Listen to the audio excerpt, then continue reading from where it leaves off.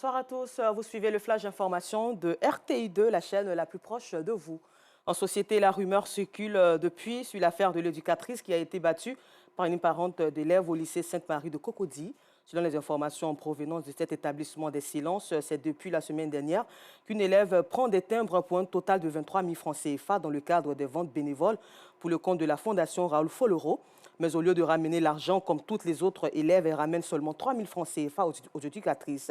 Ces dernières, pour recouvrir la totalité de l'argent dû, appelle sa mère pour l'en informer. Celle-ci le prend mal, les injurie, les traite de malhonnête et de nécessiteuse. Le vendredi 3 février 2023, elle se rend donc au sein de l'établissement et rencontre les éducatrices à qui elle répète les mêmes injures. Ces dernières gardent le calme et ne lui répondent pas. Mais quand un attroupement commence à se former autour du bureau, elle lui demande de partir, lui tend son sac. Geste qu'elle n'apprécie pas, elle se jette sur l'une des éducatrices, lui prend la tête et la cogne sur le mur et sur l'un des bureaux.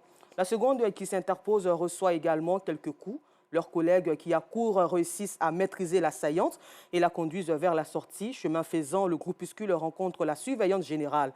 Dans le bureau de cette dernière, la parente d'élève accuse l'éducatrice de l'avoir battue et soutient qu'elle ne fait que répliquer. Elle menace même de porter plainte contre l'école. Les collègues et les enseignants qui n'ont pas du tout apprécié cette attitude de la parente d'élève ont observé un arrêt de travail dès les lundis 6, mardi 7 et mercredi 8 février 2023. Les cours ont repris hier jeudi 9 février. Suite à cette bagarre, nos reporters Marie-Paul V et Aïcha Sanogo se sont rendus sur place afin de faire un constat que vous verrez ce soir. La mystérieuse maladie ayant emporté 6 enfants depuis début décembre 2022 à Port-Cancro a refait surface et touche désormais les adultes. Un fétiche serait à la base de cette épidémie qui a fait 20 morts au total. C'était la psychose à Port-Cancro, village situé à 7 km de Boaké, celui-là sur Boaké-Djebounois dans la région du Béquet. À cet effet, donc, les agents de santé ont procédé à la désinfection de la localité après la découverte de la bactérie de Clostridium qui est à la base de la maladie mystérieuse du village. Pour l'heure, les cours et les domiciles sont pulvérisés. Le féticheur a été condamné. Une importante quantité de boissons alcoolisées, falsifiées et reconditionnées, impropres à la consommation, a été découverte. Ces produits ont été aussitôt saisis au quartier Belleville 2, dans la commune d'Anyama. Une opération menée conjointement par les éléments de l'escadron commando d'Abobo de la brigade d'Anyama et la sous-direction de la répression des fraudes dirigée par Béranger Koné du ministère du Commerce, de l'Industrie et de la Promotion des PME. Elle a permis de saisir une importante quantité de boissons prohibées. Les forces de l'ordre ont par la même occasion procédé à l'interpellation de cette personne dont les auditions permettront de remonter la filière de contrefaçon. Le reportage de Afficiata Karamoko ce soir. La direction des services sociaux, culturels et de la promotion humaine de la mairie de Treichville a organisé tout récemment une cérémonie de remise de chèques au président des comités de gestion des quartiers ainsi qu'à l'Union des femmes de la commune. Cette subvention va contribuer à la réalisation de certaines activités dans ces quartiers de la commune. Et cette cérémonie a eu lieu dans les locaux de la mairie en présence de Georgette Ido Fofana. Les présidents de comités de gestion des quartiers ainsi que les présidentes de l'Union de femmes de Treichville sont à l'honneur ce jour.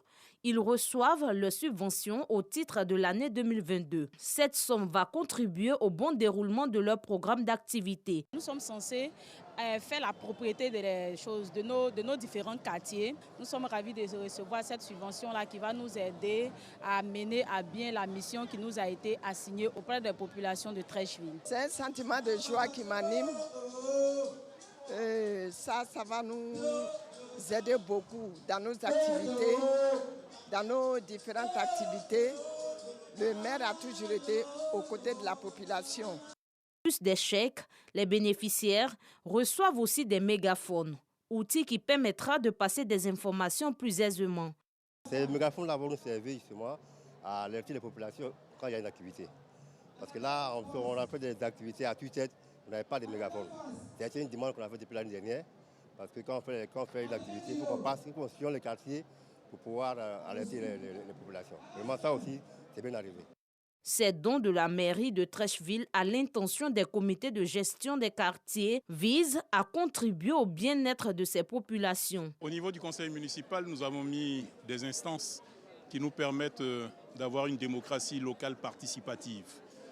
Il nous faut mettre sur pied des structures qui remontent l'information des populations au conseil municipal et qui, d'autre part, redescendent les informations du conseil municipal au niveau des populations. Pour leur permettre de fonctionner de manière digne et respectable, chaque année, nous leur octroyons une prime de fonctionnement. Ça leur permet de mener des actions au niveau de leurs différents quartiers. Au total, 60 millions de francs CFA ont été distribués au comité de gestion de 49 quartiers de la commune de Treichville ainsi qu'à l'Union des femmes de la commune. Et pour finir, le Burkina Faso, le Mali et la Guinée-Conakry, 3 pays suspendus de la CEDEAO, de l'Union africaine, après des prises au pouvoir successives par des militaires en 2020, 2021 2022, ont souhaité hier jeudi la levée de leur suspension de ces 2 organisations. Merci, rendez-vous à 19h30 pour le temps d'information complet sur RTI2.